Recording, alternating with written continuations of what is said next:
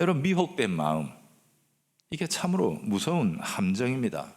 오늘날에도 많은 사람들이 신앙이라는 이름으로 이 함정에 빠져 있는 것을 볼 때가 많습니다. 신앙의 목적에 관한 거죠. 하나님의 뜻을 깨닫고 그 뜻에 순종하기 위해 집중하는 것이 아니라 내 힘으로는 안 되는 그 무언가를 신의 힘으로, 하나님의 힘으로, 내 힘으로는 안 되니까 하나님의 힘을 끌어들여 가지고 그거를 마침내 이룰 수 있다는 이런 암시가 우리가 가지고 있는 이 신앙의 목적 속에 굉장히 많이 들어있는 거예요. 여러분, 그런 사람들은요, 주님이 말씀하시는 것을 듣지 않습니다. 자기가 듣고 싶은 것을 듣습니다. 자기 결론을 가지고 행동하게 되죠. 말이나 구실은 엄청나게 번듯합니다. 여러분, 여기 보십시오. 지금 예수를 향해 목숨 내놓고 헌신하겠다고 달떠 있는 사람들이 얼마나 많았겠어요. 거기 있는 사람들 지금 완전히 막 그냥 엄청난 열광과 헌신과, 여러분 거기서 얼마나 뜨거운 집회였겠어요. 그죠? 그런데 결국 그 마음속을 뒤져보면 예수가 뭐라 생각하든 우리가 만들면 되는 거지, 이게 그날 그곳의 분위기였다는 겁니다. 결국에는 예수를 통해, 예수에게 나타난 저 능력을 우리가 가져서 자기의 욕망을 성취하겠다는 것이 그 밤의 분위기였던 거죠. 자, 여러분, 그런데 이런 것들이 다 드러나게 됩니다.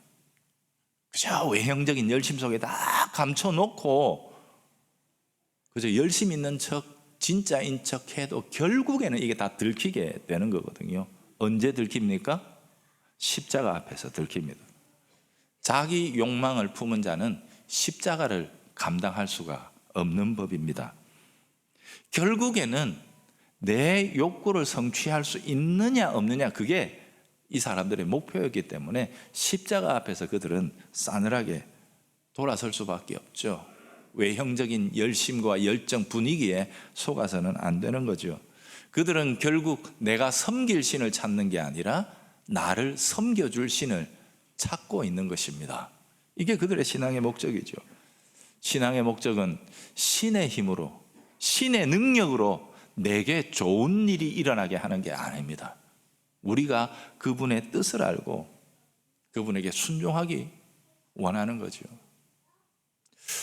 자, 그날 그 자리, 제자들에게는 가장 위험한 미혹의 장소였음을 기억해야 합니다. 외형적으로 보면 가장 뜨겁고, 예수님 공생애 중에 이렇게 많은 사람들이 모여서 예수에게 열광하고 예수를 위해 죽겠다 그러고 당신을 메시아로 모시겠다고 그러고 이렇게 뜨겁게 모여든 군중들이 있었습니까?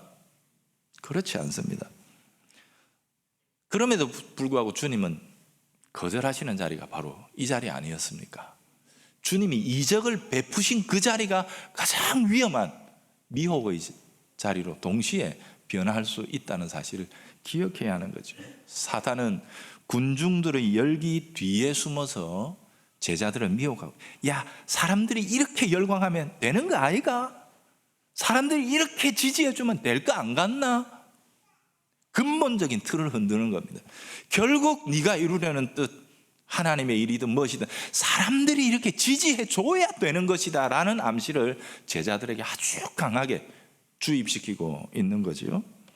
이로 인해 예수님께서는 제자들을 바로 이 세속적 사상에 물들지 않도록 바다 건너로 쫓아보내셔. 빨리 가라, 서둘러라, 막 주님이 그렇게 몰아대시는 것입니다. 여러분, 제자들의 입장으로 다시 돌아와 가지고 제자들은 예수님의 이런 모습들이 어떻게 느껴졌겠습니까? 굉장히 황당한 상황 아닙니까? 그죠? 이 좋은 분위기에 왜 떠나라고 그러십니까? 더군다나 주님 지금 우리 처지를 모르십니까? 우리는 지금 거의 15,000명 이상의 사람들에게 식탁 봉사를 하지 않았어요. 제자들이 빵과 그걸 막 나르지 않았습니까? 그죠? 여러분, 우리 식당에서 봉사하는 여전도 회원 여러분, 우리 교회 한 몇백 명 식당 봉사하는 거 쉬워요? 어려워요? 어렵죠? 힘들죠? 그죠? 근데 15,000명을 서빙하고 나면 몸이 어떨까요, 지금? 몸이 그냥 다 부서질 것처럼 피곤하고 녹초가 돼 있을 제자들 아닙니까? 그러니 그냥 상식적으로 생각, 좀 쉬었다가 하면 안 됩니까? 더군다나 이 분위기도 이리 좋은데 사람들이 와서 좀 아이고 고생했습니다 이러면서 어깨도 한번 주물러주고 얼마나 좋습니까? 그런데 주님은 안 된다는 거예요. 당장에 떠나라, 빨리 가라, 막 이렇게 몰아대시는 겁니다. 바로 그 말씀 앞에 제자들은 말없이 순종합니다. 그 밤에도, 그 지친 몸에도 불구하고 바다를 건너가라. 이 바다를 건너가야 돼요. 그래도 가는 겁니다. 여러분, 이게 제자입니다. 이게 제자입니다. 이것이 주님을 따르는 자의 모습입니다. 그분을 주님이라고 부르는 자들은 이렇게 살아야 하는 겁니다. 주님이 판단하십니다. 주님이 다스립니다. 주님이 결정하시는 분입니다.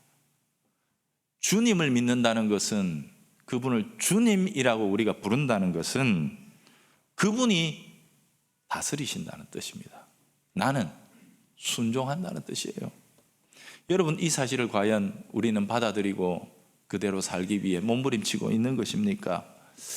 저를 포함해서 말이에요, 오늘날에는 참 이런 신앙을 보기가 쉽지는 않은 것 같습니다. 현대의 교인들, 우리들 말이에요, 우리들에게 주님은 납득이 가야 주님입니다.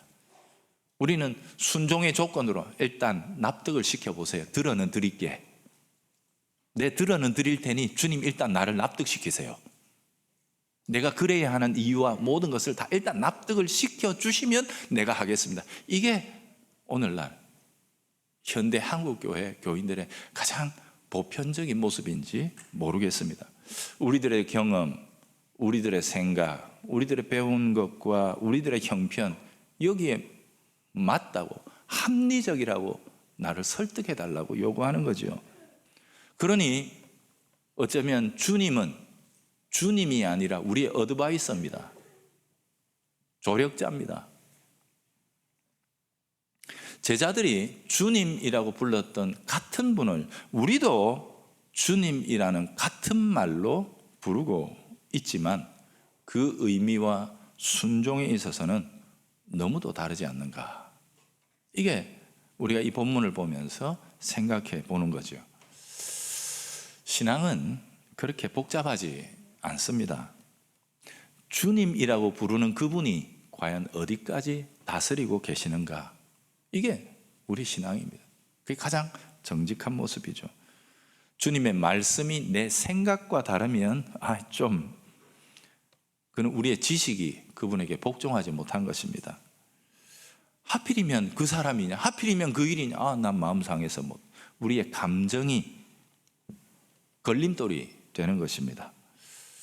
주님 계산해 보니까 손해인데요, 그 바보짓인데요, 남들은 그렇게 안 하는데 왜 내보고 그렇게 하라 하십니까? 이것은 우리의 의지가 주님을 외면하는 것입니다. 주님이라는 말은 주인이시고 다스리신다는 말입니다. 하지만 우리는 주님이라고 불러놓고도 실질적으로는 내 지식과 감정과 의지를 따르고 있으니 참으로 안타까운 일이 아니겠습니까?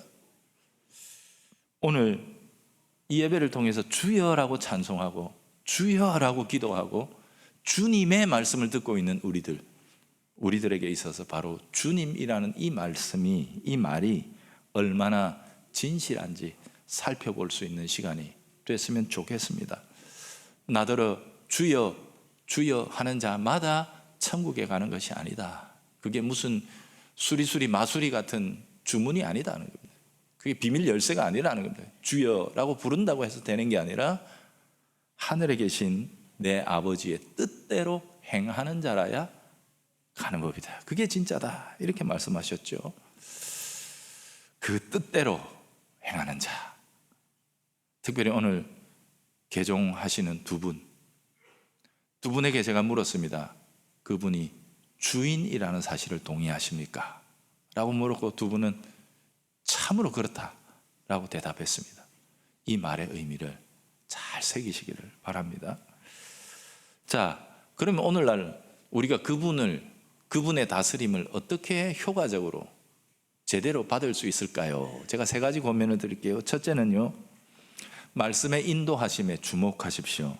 말씀을 읽거나 혹은 말씀을 듣거나 그렇게 하다가 어떤 말씀이 내게 탁 부딪혀서 이건 내게 주시는 말씀이다 라고 생각하면 가급적이면 그 부분을 기록하십시오. 설교 요약하지 마십시오. 요약하지 마시고 내게 딱 부딪혀 주시는 말씀들을 기록하시고 잊지 마십시오. 아니요, 내가 너무 정확하게 들어가지고 뚜렷합니다. 천만의 말씀입니다. 뚜렷한 기억력보다 희미한 잉크가 낫습니다. 잊어버립니다. 우리의 기억력은요. 바로 그 말씀은 적어놓고 바로 그 구절 위에 적어도 됩니다. 성경책 위에 그래놓고 이거는 내가 꼭 실천하리라 라고 하는 습관들을 들이는 게 좋지요. 순종 없이 주시는 말씀을 흘려보내지 않도록 애를 쓰십시오. 두 번째, 매사에 전제 혹은 편견을 가지고 기도하지 않는 습관 들여야 합니다. 많은 분들이 이미 자기 생각을 가지고 기도하죠. 주님께 들으려고 하지 않고 주님을 설득시키려고 기도합니다. 주님의 뜻이 무엇인지 물으려고 하는 게 아니라 내 뜻이 이러니까 주님, 주님 아시죠? 주님이 알아서 좀 해주세요. 이렇게 주님을 자꾸 바꾸려고 그러는 거죠. 그래서 때때로 우리의 기도는 제가 이제 예전에 들었던 40일 금식하면 된다, 산에 가서 소나무 뿌리 하나 뽑으면 된다, 이런 거는 뭐예요? 주님이 어떻게 생각하시든 말든 내가 그렇게 만들 수 있다는 희한한 암시가 우리 속에 들어있을 때가 많습니다. 아니올시다. 여러분, 기도는 들으려고 하는 겁니다. 주인이 어떻게 생각하시고 주인께서 어떻게 하라고 하시는지를 들으려고 하는. 그래서 기도할 때에는, 기도 전까지는 생각이 복잡하고 우리의 계획이 아무리 선명히 섰다 할지라도 기도에 들어가는 순간 이 모든 것은 상대적으로 다 내려놓고 주님이라고 부르며 그분의 뜻을 묻고 그분의 길을 찾아야 하는 거죠. 이 훈련을 해야 됩니다. 세 번째, 교회의 지도에 순종하십시오. 여러분, 칼빈은 교회를 신앙의 신자의 어머니라고 했습니다. 더 정확한 표현으로 신자들이 자라는 어머니의 태, 자궁, 이게 교회다라고 했죠. 여기에서 자란다라는 거죠. 하나님께서 그리스도의 보혈의 거룩한 피 흘림과 부활의 능력 위에 친히 이 땅에 교회라는 기관 세우지, 유일하게 이거 하나만 세우셨어요, 주님은. 그리고 그 교회에 내가 머리로 있다라고 말씀하셨어요. 이 교회를 통해 주님은 신자를 다스리시고 신자를 거룩하게 다듬어 가십니다. 그러니 교회 안에 세우신 직분에 순종하고 교회의 공적인 결정에 기꺼이 따르며 살아가는 훈련을 해야 하는 거죠. 오늘 우리 입교하시는 두 분, 개종하시는 두 분, 이 교회를 통해, 내가 속한 이 교회를 통해 하나님이 나를 이끌어 가신다는 거 꼭 기억하시기를 바랍니다. 자, 이런 세 가지 훈련을 통해 우리는 바로 이 시대에도 주님의 말씀에 효과적으로 순종하며 주님의 주님 되심을 이루며 살아갈 수 있는 거죠. 여러분, 신앙에 지름길은 없습니다. 뾰족한 수가 없습니다. 그저 순종하는 것밖에 없습니다. 순종을 통해 주님이 여기도 다스리시는구나, 이걸 하나씩 차곡차곡 쌓아가는 수밖에 없습니다. 꼭 순종하고 기도하고 신앙 이러면 희한한 일들이 일어나야 신앙이 제대로 된 것처럼, 그런 사람은 희한할 때만 주님 찾습니다. 평소에는 안 찾는. 그러나 아닙니다. 일상 속에서 주님의 다스림을 받는 게 그게 진짜 신앙이라는 것을 기억해야 합니다. 그래서 모든 순간, 날마다, 숨쉬는 순간마다 주님이 나를 다스리신다는 사실을 우리가 깨닫고 있어야 어떤 상황이 와도 주님 앞에 순종할 수 있는, 이 걸음이 나오게 되는 거거든요. 제자들은 이런 게 훈련되어 있었던 것입니다. 그래서 평소에 주님 앞에 순종하는 훈련이 되어 있는 거죠. 저는 이걸 뭐라고 그랬죠? 길들여진다 그랬죠. 그죠? 길들여져 있었던 겁니다.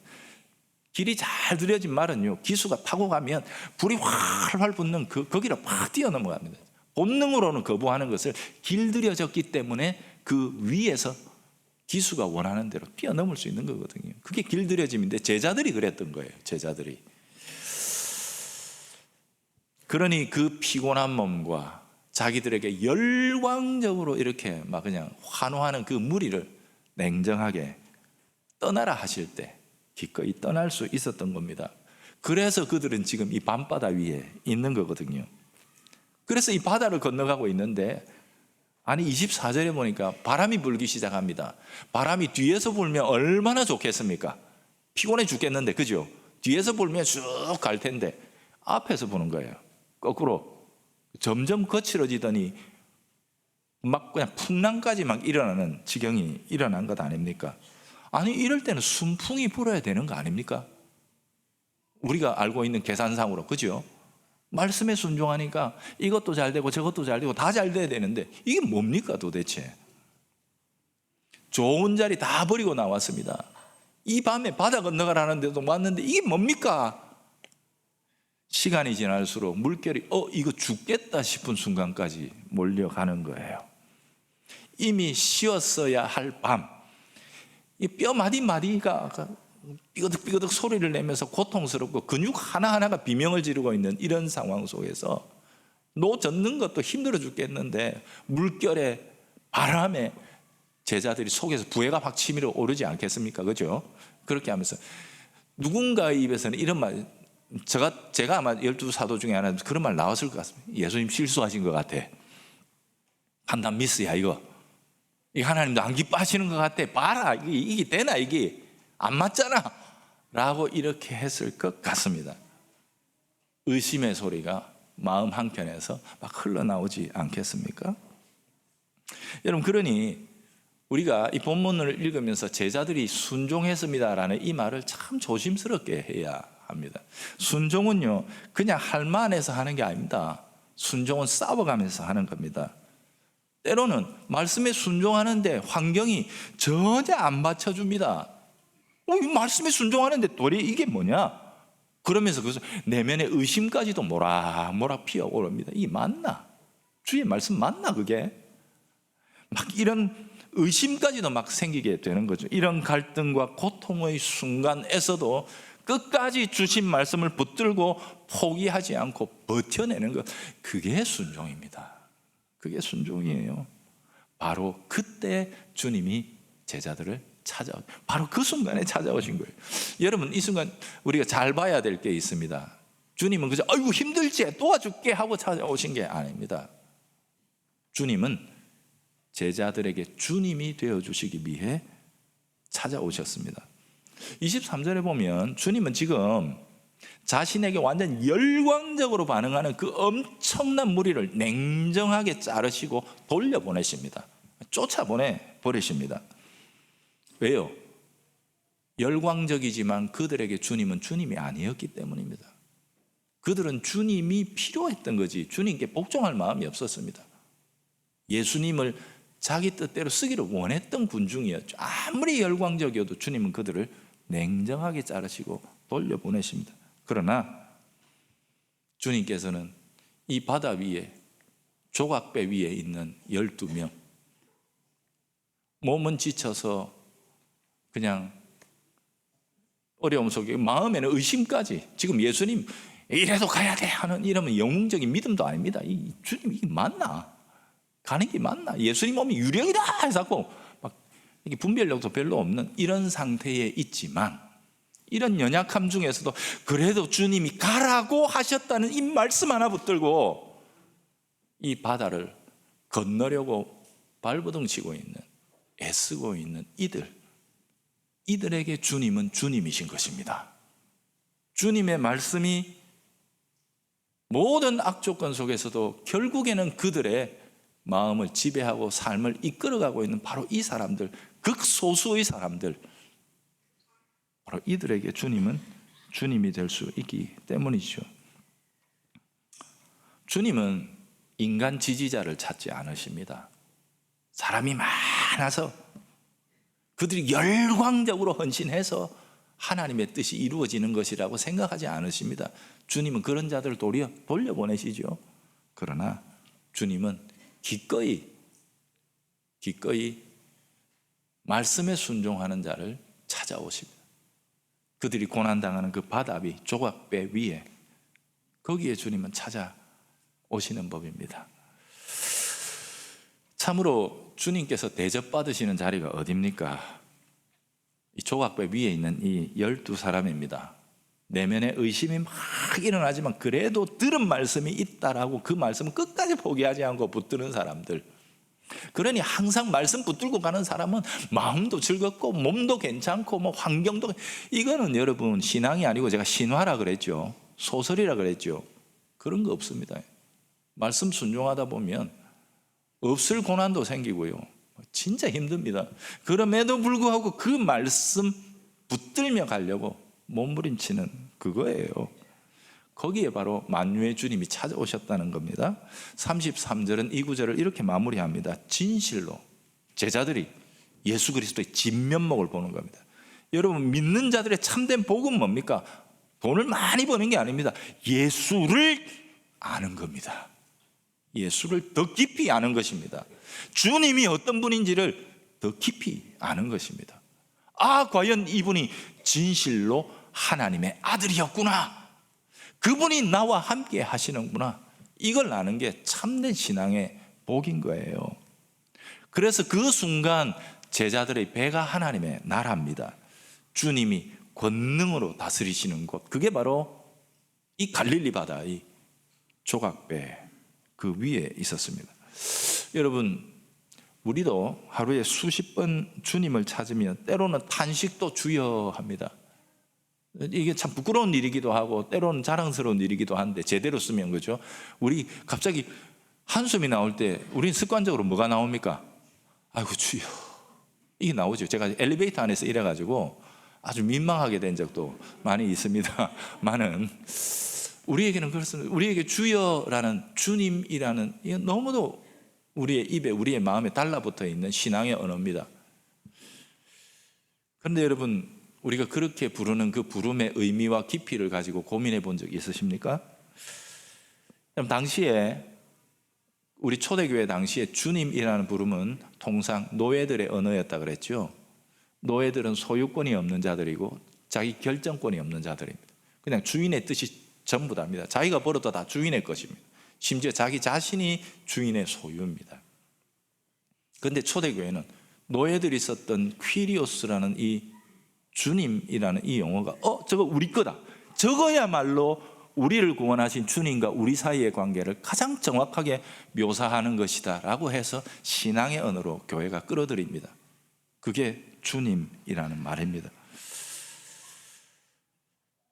예수님만이 주님이시다, 다른 어느 누구도 우리에게는 주님이 될 수 없다, 바로 이 신앙의 언어를 지키기 위해 초대교회 성도들은 기꺼이 순교했습니다. 로마 황제를 주님으로 부르라라는 그 압박에 저항하며 단지 이 낱말 하나를 그리스도에게만 드리기 위해 그들은 기꺼이 불에 타서 죽고 목이 잘려 죽기까지 했던 것입니다. 여러분, 그 고귀한 신앙의 언어가 주님이며 그것이 지금도 우리에게 물려진 이 복된 주님이라는 외침입니다. 오늘날 참을 수 없이 가벼워져 버린 이 주님이라는 말, 이 신앙의 부름을 우리의 삶 속에서 회복해 나갑시다. 다음 주가 부활주일입니다. 부활의 주님, 이 한 주간 고난의 주님을 묵상하면서 우리의 입에서 주님이라는 말이 떨어질 때 그 말은 참으로 장중하며 참으로 온전한 고백이 되기를 예수님의 이름으로 축복합니다.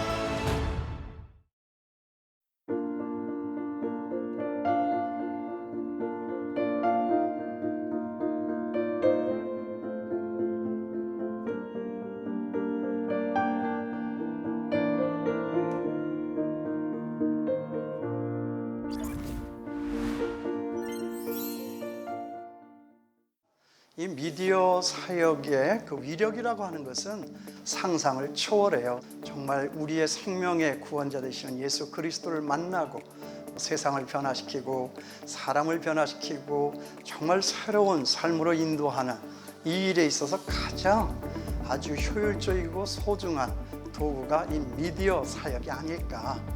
교회를 가고 싶어도 건강상 여러 가지 이유로 또 심령이 곤고해서 이렇게 못 오시는 분들도 있어요. 그렇게 문턱을 넘기가 어려운 분들이 사실 이 영상 매체 미디어를 통해서 만날 수 있다고 하는 것은 이것은 하나님이 우리에게 주신 귀한 축복이라고 생각합니다. 그래서 정말 여러분들의 후원, 관심, 기도가 필요합니다. 정말 보람 있는 일들이 있게 될 것이라고 믿습니다. 이보다 더 좋은 일은 없는 거겠죠.